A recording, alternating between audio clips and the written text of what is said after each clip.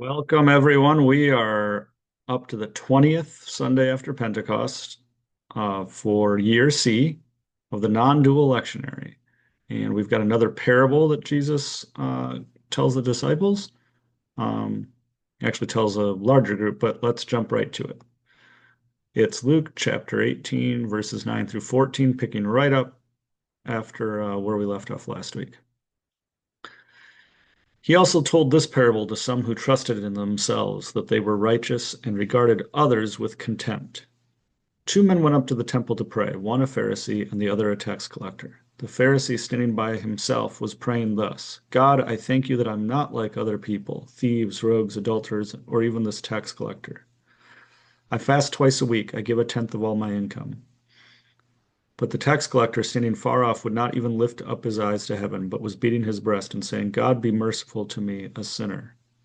I tell you, this man went down to his home justified rather than the other. For all who exalt themselves will be humbled, but all who humble themselves will be exalted.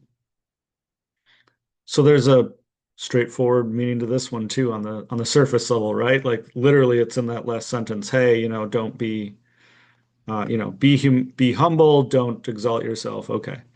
And we have Jesus as teacher here again, right? Jesus as wisdom teacher in the universal non-dual tradition. And so we can, I think, relatively quote easily go one step deeper than there, right? Which is something like, what's one of the big primary barriers to us recognizing, right? What always already is our true nature. And the great teachers of history everywhere, throughout history everywhere, have always said it's something like, clinging on to this illusion of this separate self of mine, right? That what's really real is this me around which everything else rotates.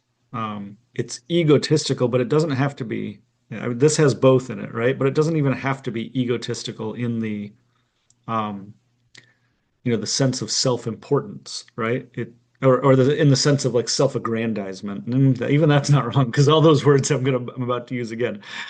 In the sense of like self, um, being a better self than other selves, right? But it is self-aggrandizing and important, even if it's not about being better than other selves, right? Just that everything is organized around the self and that, what comes in is about how it affects this self and what I like better and what I don't like better. And so this Pharisee, yeah, he's being self-aggrandizing in that sort of traditional sense, right? Of I'm a good self and not like those other selves. But also he's right.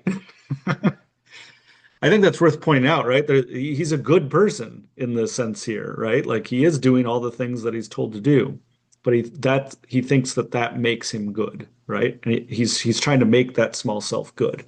And again, the great teachers everywhere, I mean, I'm not saying anything new now, have said, hey, it's not about that self at all.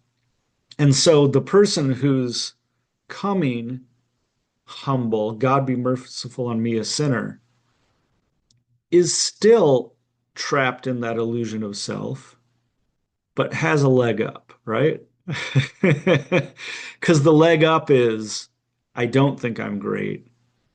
And so something else has and that something else being when it feels like it comes from outside, call it God. When it feels like it comes from inside, call it true nature. But that something else has sort of a smoother path to come through.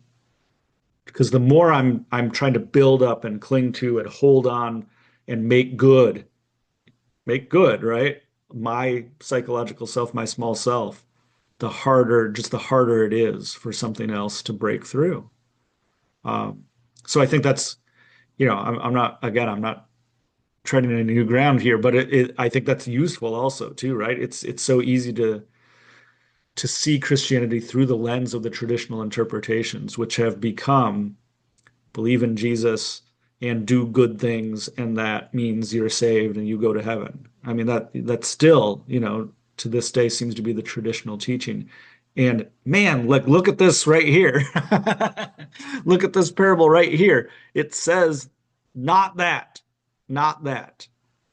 And again, once we situate Jesus within the great non-dual wisdom teachers of history, there's even something stronger there, right? Which is like, hey, he's telling another story, and the beauty of a story, right, is it can sneak in around that protected ego. Maybe this one's a little blatant, a little obvious, a little like going right at it. But going right at it is cool too.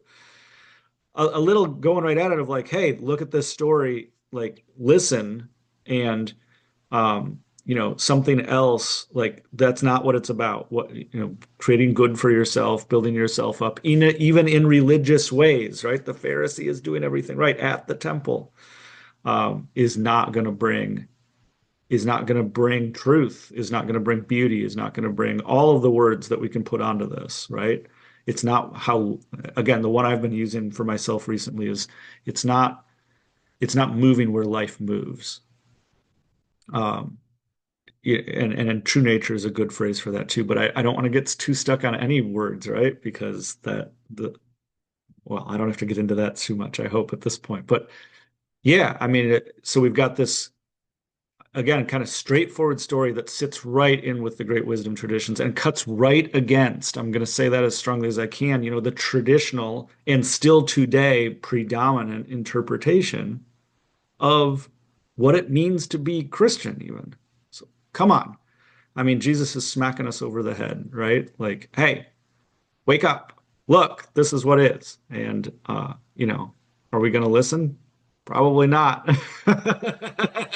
But something always is listening. That's the message, right? Like, not just something, like reality is listening because he's just describing what is, what always is. And so, hey, the more that we say it, the more it gets said in different words and new ways, and the better.